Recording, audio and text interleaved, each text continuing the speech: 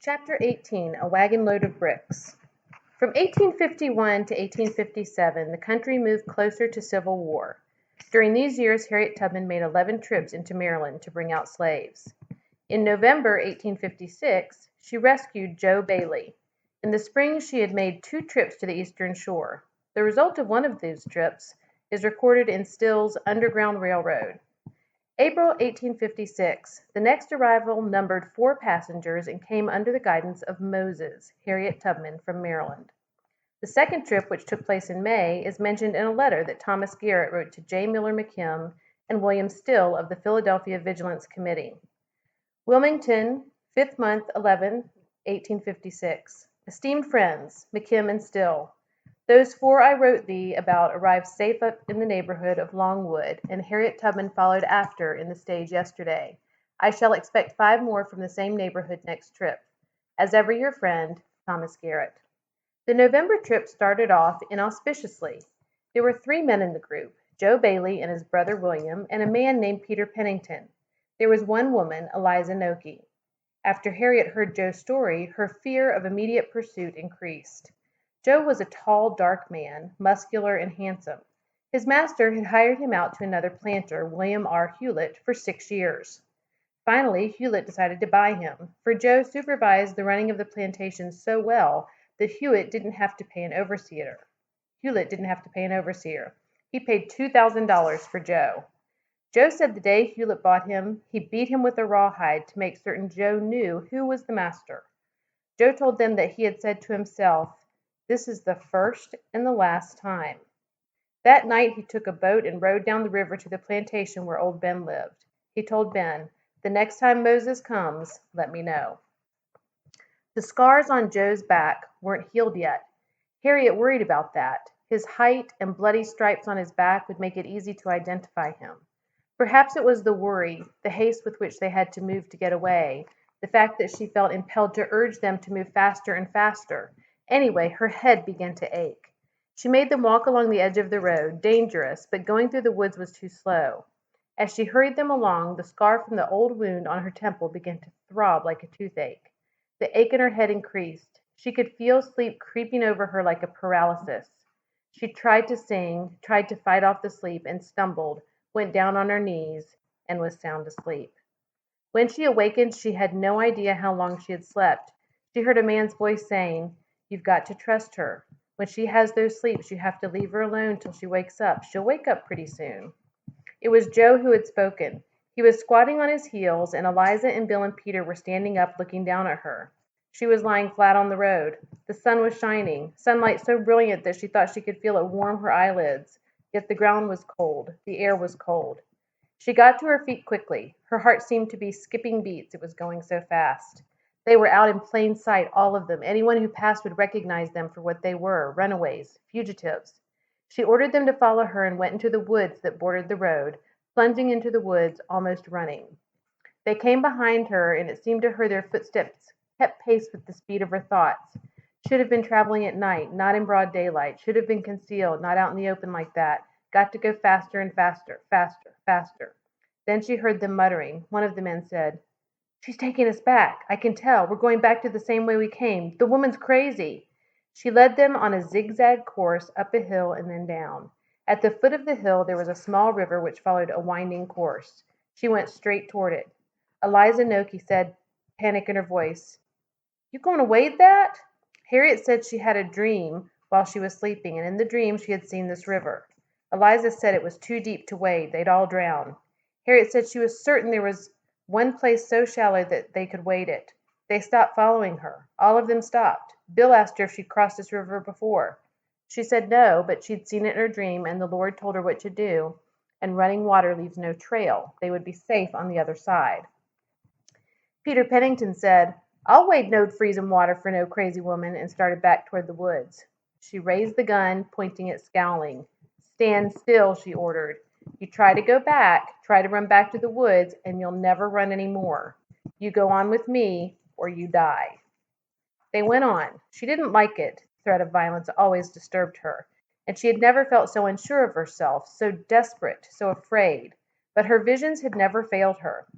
She waded into the stream, water like ice was around her ankles, and she went forward.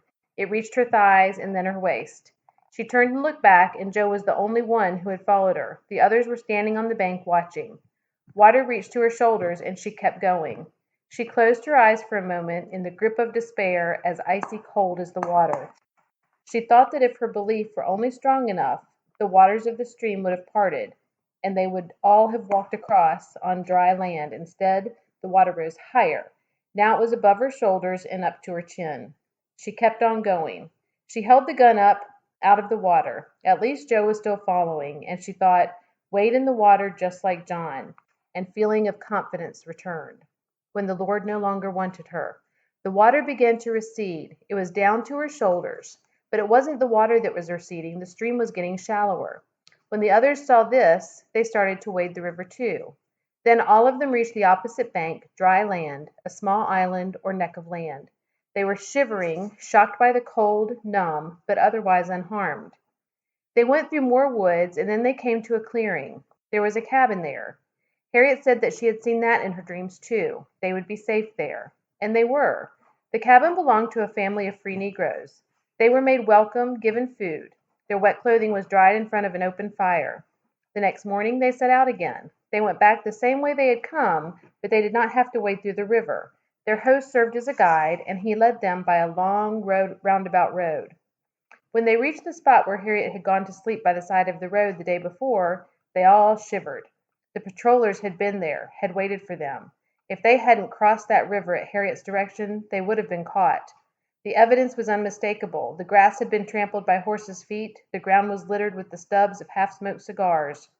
A poster had been nailed to one of the trees. They recognized it immediately. In the upper left-hand corner there was a woodcut of a black man, a small running figure with a stick over his shoulder, and a bundle tied to the end of the stick, and another stick in his hand. Harriet tore the poster down and handed it to Joe. He read it aloud. Heavy reward. $2,600 reward. Ran away from the subscriber on Saturday night, November 15, 1856. Josiah and William Bailey, and Peter Pennington. Joe is about 5 feet 10 inches in height, of chestnut color, bald head, with a remarkable scar on one of his cheeks. Not positive on which it is, but think it is on the left, under the eye. Has intelligent countenance, active, and well made. He is about 28 years old. Bill is of a darker color, about 5 feet 8 inches in height, stammers a little when confused, well made, and older than Joe, well dressed, but may have pulled kersey on over the other clothes. Peter is smaller than either the others, about 25 years of age, dark chestnut color, 5 feet 7 or 8 inches high. A reward of $1,500 will be given to any person who will apprehend said Joe Bailey and lodge him safely in the jail at Easton, Talbot County, Maryland, and $300 for Bill and $800 for Peter. W.R. Hewlett, John C. Henry, T. Wright. When Joe finished reading, there was silence. Harriet tried to say something, and her voice was only a croaking sound in her throat. Again she tried to speak and couldn't. She must have caught cold from the river. What would she do? Bill sighed. Then Peter groaned. Eliza Noki was angry. No one had offered any reward for her return. Then Joe started to sing. He looked at that poster, which meant any man who read it would be tempted to start hunting for the slave who was worth $1,500 to his master. Crumpled it up in his hand and started to sing. They hurried in a northerly direction, and Joe kept singing softly under his breath. The little wheel run by faith, and the big wheel run by the grace of God, a wheel within a wheel, way in the middle of the air. As they went along, Harriet sensed danger everywhere, smelled danger. They were not safe. She herded